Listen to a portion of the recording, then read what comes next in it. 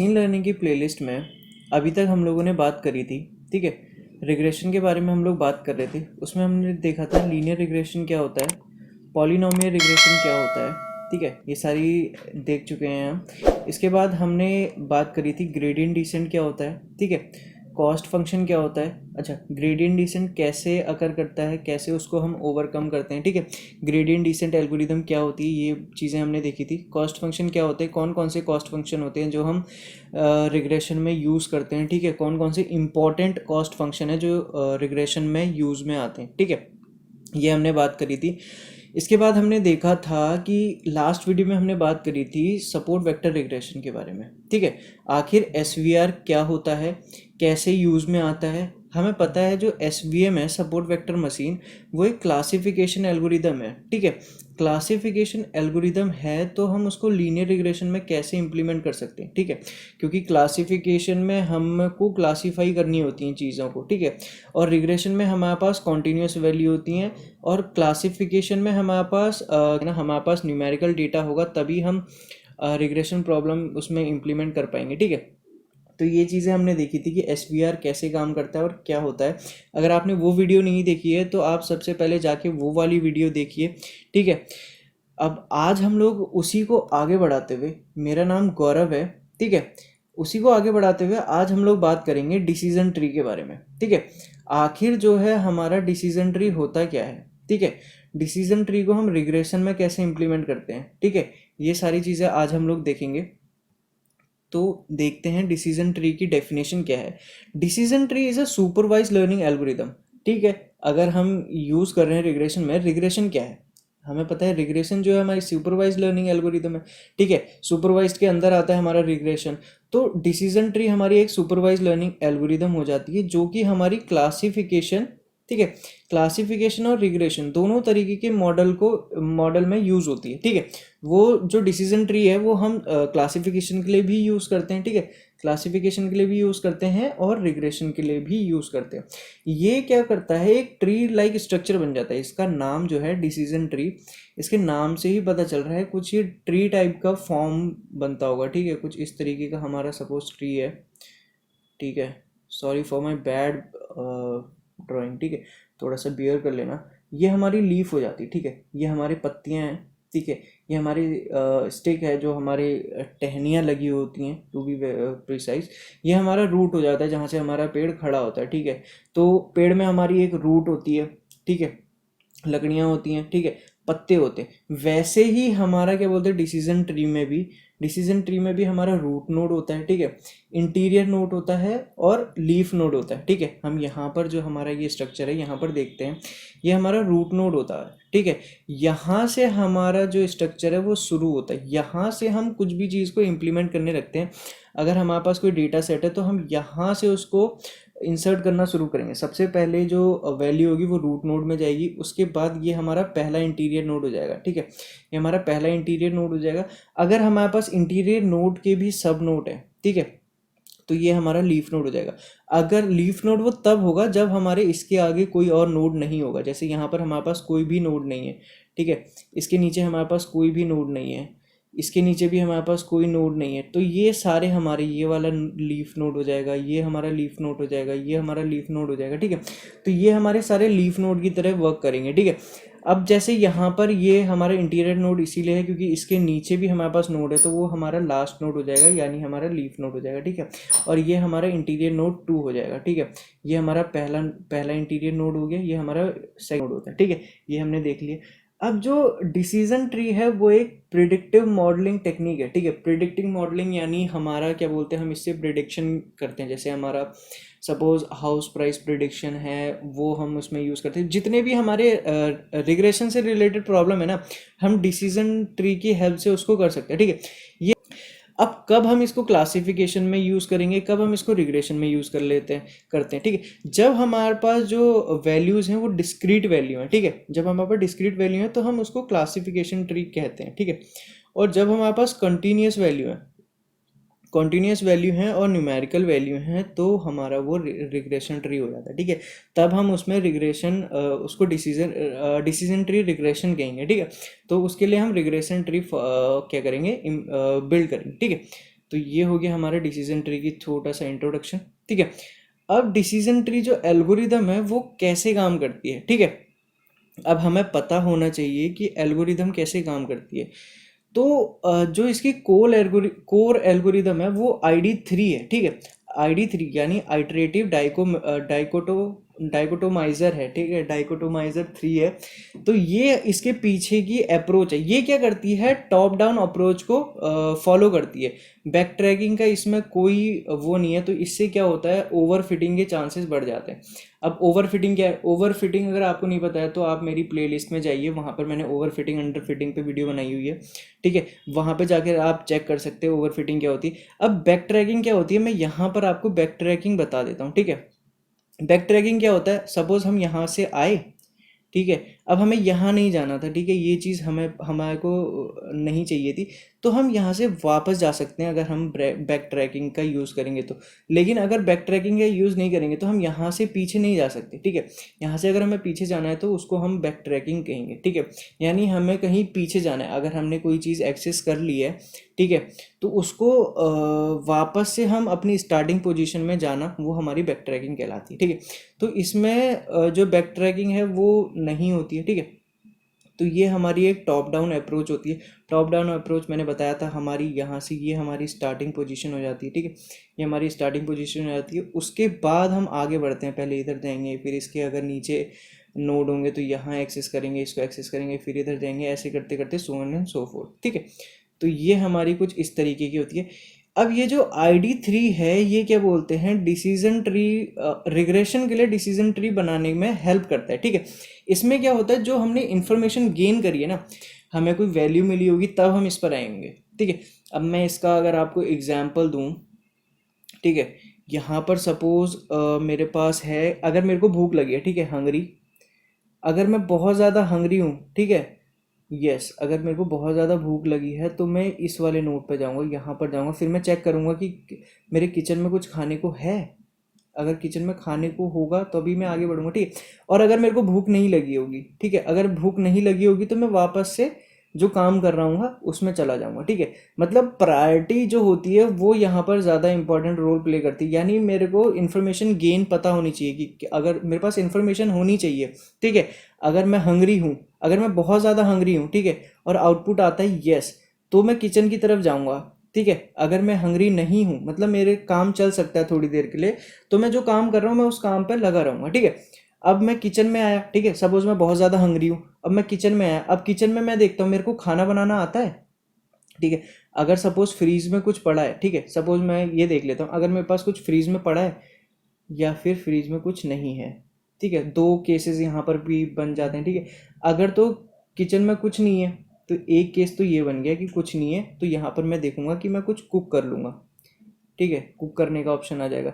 अगर कुछ है तो मैं वहाँ से खा के उसको सेटिस्फाई हो जाऊँगा, ठीक है, सेटिस्फाई हो जाऊँगा, ये वाली नोड यहाँ पर बंद हो गई, ठीक है। अब मेरे को कुक करना नहीं आता और मैं ये चेक करूँगा, सॉरी, मेरे को कुक करना आता है या नहीं आता, ठीक है। अगर सपोज किचन में कुछ नहीं पड़ा, मतलब फ्रिज में कुछ नहीं पड़ा खाने को, तो मैं ये चेक करूँगा कि मेरे को खाना पकाना आता है कि नहीं आता है, कुक करना आता है नहीं आता है, ठीक है। सपोज यहाँ पर भी मेरे पास दो केसेस बन गए कि आता है या नहीं आता है, ठीक है। सपोज मेरे को खाना बनाना आता है तो मैं खाना बना लूँगा, एज सिंपल एज दैट, और अपनी भूख को सेटिस्फाई कर लूँगा। और नहीं आता, या तो फिर मैं ऑर्डर कर लूँगा, कि उसको ऑनलाइन ऑर्डर कर लूँगा, या तो फिर मैं भूखा ही सेटिस्फाई हो जाऊँगा, ठीक है। यहाँ पर धीरे धीरे धीरे करके मैंने जो है इंफॉर्मेशन गेन करी, ठीक है, इंफॉर्मेशन गेन करी, और मैं लास्ट अपने जो आउटपुट है मेरा, ठीक है, लास्ट जो आउटपुट है मैं वहाँ तक पहुँचा कि मेरे को खाना खाना है या नहीं, या मैं भूखा रहूँगा या फिर मैं सेटिस्फाई हो जाऊँगा खाना खा के, ठीक है। तो ये यही कह रहा है कि क्या बोलते हैं, ID3 जो है वो हेल्प करता है हमें डिसीजन ट्री बनाने में इंफॉर्मेशन गेन की हेल्प से, ठीक है। और इन्फॉर्मेशन गेन कैसे आएगा हमारे पास, इन्फॉर्मेशन गेन आएगा हमारे पास स्टैंडर्ड डेविएशन रिडक्शन से। अब स्टैंडर्ड डेविएशन क्या होता है, इसमें अभी हम थोड़ी देर में आते हैं, ठीक है। उससे पहले हम थोड़ी थोड़ी चीज़ें देख लेते हैं। स्टैंडर्ड डेविएशन जो है हम कैलकुलेट करते हैं होमोजेनिटी, ठीक है, होमोजेनिटी ऑफ न्यूमेरिकल सैंपल। अच्छा, होमोजेनिटी क्या होता है, होमोजेनिटी होता है हमारे पास सेम वैल्यूज, जैसे हम होमो सेपियंस है, ठीक है। हम एक जैसे दिखने वाले सारे होमो सेपियंस होते हैं, ठीक है। तो ये जो हमारी एक जैसी न्यूमेरिकल वैल्यूज़ हो जाती हैं वो हमारी होमोजेनिटी की अंदर आ जाती है, ठीक है। अगर हमारे पास सारी क्या कहते हैं उसको, न्यूमेरिकल वैल्यू सेम है, तो उसका जो स्टैंडर्ड डेविएशन होगा ना वो ज़ीरो होगा, ठीक है। अब सपोज हमारे पास 1 है, 1 है, 1 है, 1 है, तो इन सब का जो स्टैंडर्ड डेविएशन होगा वो सबका ज़ीरो होगा। क्यों? क्योंकि इसमें कोई वैल्यूज़ तो है नहीं ना, कोई और वैल्यू तो ऐड हो रही नहीं है ना। तो इसीलिए इसका जो स्टैंडर्ड डेविएशन हो जाएगा वो 1 हो जाएगा अगर सारी होमोजेनियस वैल्यूज़ हैं तो, ठीक है। ये चीज़ हो गई। अब हमें पता चल गया कि डिसीजन ट्री एल्गोरिदम कैसे काम करती है, ठीक है। इसमें इंफॉर्मेशन गेन जो है वो बहुत ज़्यादा इंपॉर्टेंट रोल प्ले करता है, और उसमें भी स्टैंडर्ड डिविएशन रिडक्शन बहुत ज़्यादा इंपॉर्टेंट रोल प्ले करता है। अब इसके लिए हम यहाँ पर एक एग्जांपल देख लेते हैं, ठीक है। सपोज़ ये हमारे पास कुछ वैल्यू है, ठीक है। ये सपोज़ हमारे पास single value simple function value है, ठीक है। कुछ एग्जाम्पल है, ये कोई भी वैल्यू 7। अब ये काउंट क्यों यूज़ किया, ये हमें यहाँ पर देख रहे हैं, हमें यहाँ पर काउंट की ज़रूरत है, यहाँ पर हमें टोटल नंबर की वैल्यू ज़रूरत है, ठीक है। अब यहाँ पर हम इसका एवरेज ले लेते हैं, ठीक है। एवरेज हो जाता है हमारे पास सारी वैल्यूज़, ठीक है। जितनी भी वैल्यूज़ हैं उसको डिवाइड कर देते हैं उसके काउंट से, ठीक है। तो इससे हमें उसका एवरेज मिल जाता है, ठीक है। अब एवरेज हमने क्यों निकाला? एवरेज निकाला हमने कोफिशिएंट के लिए, ठीक है। कोफिशिएंट के लिए नहीं, सॉरी, यहाँ पर स्टैंडर्ड डेविएशन के लिए ना, हमने यहाँ पर इसका वो निकाला। अब यहाँ पर हमने इसके लिए हम क्या बोलते हैं, एवरेज हमने इसलिए निकाला ना, एक सेकेंड, ये जो हमारी लीफ नोड है ना, इसकी वैल्यू जो होती है वो हमारी एवरेज हो जाती है। जो हमारा क्या कहते हैं उसको, वैल्यूज़ है ना, इनका जो एवरेज होगा ना वो हमारी लीफ नोड की वैल्यू हो जाती है। यहाँ पर लिखा हुआ है value in the leaf node, ठीक है। जो हमारा ये है, क्या कहते हैं इसको, एवरेज है, वो हमारी value in the leaf node हो जाती है। जो लीफ नोड है उसकी वैल्यू हो जाती है हमारा एवरेज, ठीक है। अब स्टैंडर्ड डिविएशन का फॉर्मूला तो हमें पता ही है, ये क्या होता है, अंडर रूट ऑफ, ठीक है, under root of summation of x minus mean of x. ये हमारा मीन ऑफ एक्स है, ठीक है। हम एक्स में से, ठीक है, एक्स में से मीन ऑफ एक्स को माइनस करते हैं और उसको टोटल नंबर ऑफ सैंपल से क्या करते हैं, डिवाइड करते हैं और इसका रूट ले लेते हैं। तो इससे हमें अपना स्टैंडर्ड डिविएशन पता चल जाता है। अब स्टैंडर्ड डिविएशन हमें ज़रूरत पड़ती है ट्री बिल्डिंग की, ठीक है। हमें ट्री बिल्ड करने के लिए, ये ट्री बिल्ड करने के लिए हमें स्टैंडर्ड डिविएशन की ज़रूरत पड़ती है, ठीक है। अब चलो ठीक है, हमने ट्री बिल्ड कर लिया, हमें पता है हमें ट्री बिल्ड करने के लिए स्टैंडर्ड डिविएशन की ज़रूरत पड़ती है। तो हम कैसे पता करें कि हमें कहाँ जाकर रुकना है? ये वाली वैल्यू यहाँ पर जाके स्टॉप हो जाएगी, ये हमें कैसे पता? ये वाली जो वैल्यू है हमारी, ये यहाँ पर जाके स्टॉप हो जाएगी, ये हमें कैसे पता चला? ये हम फाइंड करते हैं कोफिशिएंट ऑफ वेरिएंस की हेल्प से, ठीक है। कोफिशिएंट ऑफ वेरिएंस की हेल्प से हम डिसाइड कर पाते हैं कि हमें अपनी ब्रांचिंग कहाँ पर स्टॉप करनी है, ठीक है। अब इसका फॉर्मूला होता है स्टैंडर्ड डेविएशन डिवाइडेड बाई जो हमारी वैल्यू है। सपोज हमारा कुछ स्टैंडर्ड डेविएशन आया होगा और ये हमारी एक्स की वैल्यू है, इसको मल्टीप्लाई करेंगे तो ये कुछ हमें परसेंट दे देगा, ठीक है। ये हमारी वैल्यू परसेंट में आ जाती है। तो जो कोफिशिएंट ऑफ वेरिएंस है ये हमें हेल्प करता है जो हमारी ब्रांच है ना उसको स्टॉप करने में, ठीक है। अब हमें पता चल गया कि ये कैसे काम करता है, स्टैंडर्ड डिविएशन जो है ये इतना ज़्यादा इंपॉर्टेंट रोल क्यों प्ले करता है, ठीक है। ये यहाँ पर जो इन्फॉर्मेशन गेन हुई है हमारी, अब स्टैंडर्ड डिविएशन की हेल्प से ही तो हमारा ट्री बिल्ड हो रहा है ना।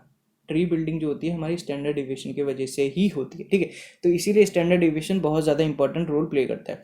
अब अप्रोच क्या है हमारे ट्री को बनाने के लिए, ठीक है। While making decision tree every node of tree we ask different type of question. अब हम different type of question ask करते हैं, वही चीज़ जो मैंने आपको यहाँ पर बताई थी, ठीक है। यही वाली चीज़ हो गई कि अगर हमें भूख लगी है, येस और नो, तो हमारे पास कैटेगरी आ गई, ठीक है। अगर हमें बहुत ज़्यादा भूख लगी, अगर हमें ज़रूरत है खाने की, तो हम किचन की तरफ जाएंगे। तो यही वाली चीज़ है कि हम क्या करते हैं, क्वेश्चंस आस्क करते हैं, ठीक है, रिलेटेड टू पर्टिकुलर प्रॉब्लम, ठीक है। उसकी हेल्प से हम इंफॉर्मेशन गेन करते हैं, ठीक है। इन्फॉर्मेशन गेन यानी येस और नो, मेरे को खाना बनाना आता है या नहीं, कुछ पढ़ा है या नहीं, ठीक है। ये सारी चीज़ें। अब इन्फॉर्मेशन गेन क्या होता है, information gain is use to decide which feature to split on each step without building a decision tree, ठीक है। अब ये यहाँ पर जो अलग अलग नोड्स बने हैं ना, ये जो अलग अलग नोड्स बने, ये इंटीरियर नोड है, ये हमारा लीफ नोड है, ठीक है, ये लीफ नोड 3 है, ये लीफ नोड 1 है, ये बने हैं इन्फॉर्मेशन गेन की हेल्प से, ठीक है। हमने इन्फॉर्मेशन गेन करी, ठीक है। ये यहाँ पर अगर आपने इस वाले डायग्राम को अच्छे से देखा हो, मैं एक बार आपको यहाँ पर फिर से बता देता हूँ, ठीक है। यहाँ पर एक बार फिर से बता देता हूँ। सपोज़ आप हंग्री हैं, ठीक है, आपको बहुत ज़्यादा भूख लगी है, आपको आप यहाँ पर इंफॉर्मेशन लेंगे कि आपको बहुत ज़्यादा भूख लगी है, मतलब आपको खाना ज़रूरी है कि नहीं, ठीक है। यहाँ पर आपके पास दो ऑप्शन आएंगे, नहीं और हाँ, ठीक है। अगर आपके पास नहीं ऑप्शन आएगा तो आप जो काम कर रहे हैं वही करते रहेंगे, ठीक है। ये वाली नोड यहाँ पर स्टॉप हो जाएगी, ठीक है। अगर आपको क्या करना है, खाना खाना है, ठीक है, आपको भूख लगी है, सच में आपको बहुत ज़्यादा भूख है, आप कंट्रोल नहीं कर पा रहे हैं, तो आपके पास दो ऑप्शन आ जाते हैं। आप सबसे पहले किचन में जाएंगे, ठीक है। किचन में जाएंगे, चेक करेंगे कि आपके पास खाना है पहले से पड़ा हुआ या फिर नहीं है, ठीक है। यस और नो, आपने यहाँ पर फिर से इंफॉर्मेशन गेन करी कि आपके पास खाना ऑलरेडी पड़ा हुआ है या नहीं पड़ा हुआ है, ठीक है। अगर आपके पास खाना नहीं पड़ा है, ठीक है, तो या तो आप ऑर्डर कर लेंगे या तो फिर आप वापस से जो काम कर रहे हैं वो काम में कर लेंगे और ये वाली नोड यहाँ पर बंद हो जाएगी, ठीक है। अब यहाँ पर अगर आपके पास खाना पड़ा है तो आप उसको खा लेंगे, ठीक है, और नहीं पड़ा तो या तो आप ऑर्डर कर लेंगे या तो फिर आप उसको कुक कर लेंगे, ठीक है। तो कुछ इस तरीके से हमें इंफॉर्मेशन गेन करते हैं और उसके बिहाफ पे हम एक डिसीजन ट्री फॉर्म करते हैं, ठीक है। और ऐसे हमारा डिसीजन ट्री काम करता है, ठीक है। अब यहाँ पर जो डिसीजन ट्री है उसके कुछ एडवांटेजेस और डिसएडवांटेजेस देख लेते हैं कि हमें डिसीजन ट्री क्यों यूज़ करना चाहिए और दूसरी एल्गोरिदम क्यों यूज़ नहीं करनी चाहिए, ठीक है। अब डिसीजन ट्री जो है वो ईजी टू यूज़ और अंडरस्टैंड है। अब यहाँ पर अगर आपने ये चीज़ देखी होगी, अगर आपने पूरी सही से देखा होगा तो आप इजीली इसको समझ गए होंगे कि ये कैसे काम करता है और कैसे यूज़ होती है, ठीक है। तो इसमें हम बहुत कैटेगोरिकल और न्यूमेरिकल डेटा यूज़ करते हैं, ठीक है। ये हमारी क्लासिफिकेशन के लिए भी यूज़ होती है, रिग्रेशन के लिए भी यूज़ होती है, ठीक है। इसमें क्या बोलते हैं, जो डेटा है वो लिटिल डेटा रिक्वायर होता है प्री प्रोसेसिंग के लिए, ठीक है। अब प्री प्रोसेसिंग क्या होती है, डेटा को क्लीन करना, ठीक है, डेटा को रैंगल करना, ये सारी चीज़ें हमारी प्री प्रोसेसिंग में काम आ जाती है। रेजिस्टेंट टू आउटलायर के रेजिस्टेंट मतलब कि क्या बोलते हैं, वही चीज़ है जो हमारा प्री प्रोसेसिंग है उसमें हमें डेटा की कम रिक्वायरमेंट होती है, ठीक है। अब इसका डिसएडवांटेजेस ओवरफिटिंग इसीलिए क्योंकि हमारे पास बैक ट्रैकिंग का ऑप्शन नहीं है, ठीक है। अगर हम एक नोड पे आ गए तो हम उसी पे स्टक हो जाते हैं, ठीक है। हम उसको बैक ट्रैक करके उसको ठीक नहीं कर पाते, तो इसीलिए जो है ओवरफिटिंग की कंडीशन यहाँ पर आ जाती है, ठीक है। जब हम पैरामीटर ट्यून करते हैं ना तो हमें बहुत ज़्यादा केयरफुल होना पड़ता है, वही क्योंकि बैक ट्रैकिंग है नहीं हमारे पास, ठीक है। बैक ट्रैकिंग का एक्सेस नहीं है, तो अगर हमने एक बार गलत डायरेक्शन में चले गए तो फिर हम उसको वापस से ठीक नहीं कर सकते, ठीक है। And can create biased learn tree if some classes dominate, ठीक है। अगर एक क्लास बहुत ज़्यादा उसमें अमाउंट में है, ठीक है, तो वो ज़्यादा डोमिनेट कर पाती है, ठीक है। ये वाला जो है ये क्लासिफिकेशन का आ गया, इसको यहाँ पर इसको कट कर दीजिए। ये क्लासिफिकेशन का डिसएडवांटेजेस शायद मेरी गलती से यहाँ पर वो हो गया, ठीक है। जब चलिए यहाँ पर बता ही देता हूँ मैं आपको। जब हमारे पास सपोज दो क्लासेस हैं, क्लासिफिकेशन का है ऑल दो, फिर भी आप समझ लीजिए। अगर हमारे पास दो क्लासेस हैं, ठीक है, सपोज एक क्लास में जो नंबर ऑफ डेटा पॉइंट्स हैं वो बहुत ज़्यादा हैं, ठीक है, बहुत ज़्यादा हैं as compare to other one, ठीक है। तो ये वाले जो क्या करेंगे, वो डोमिनेट करेंगे इस वाले को, ठीक है। अब हमारे पास बैक ट्रैकिंग का ऑप्शन नहीं है तो हम उसको वापस से जाके उसको ट्रेन नहीं कर सकते, सॉरी रीट्रेन नहीं कर सकते। तो ये यहाँ पर एक डीमेरिट आ जाता है इसका, ठीक है, डिसीजन ट्री का।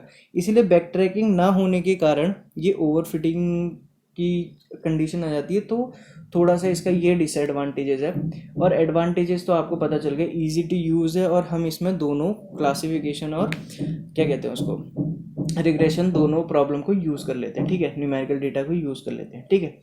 आई होप कि आपको समझ में आया होगा कि डिसीजन ट्री क्या होता है, कैसे काम में आता है, ठीक है। अगर आपको इस वीडियो से रिलेटेड कोई भी डाउट है तो आप नीचे कमेंट सेक्शन में पूछिए, मैं उसको रिजॉल्व करने की कोशिश करूँगा, ठीक है। अगर आपको मेरे द्वारा किया हुआ काम पसंद आ रहा है तो चैनल को सब्सक्राइब करिए, इससे चैनल की ग्रोथ होगी और मेरे को मोटिवेशन मिलेगा, ठीक है, और ऐसी वीडियोस बनाने का, ठीक है।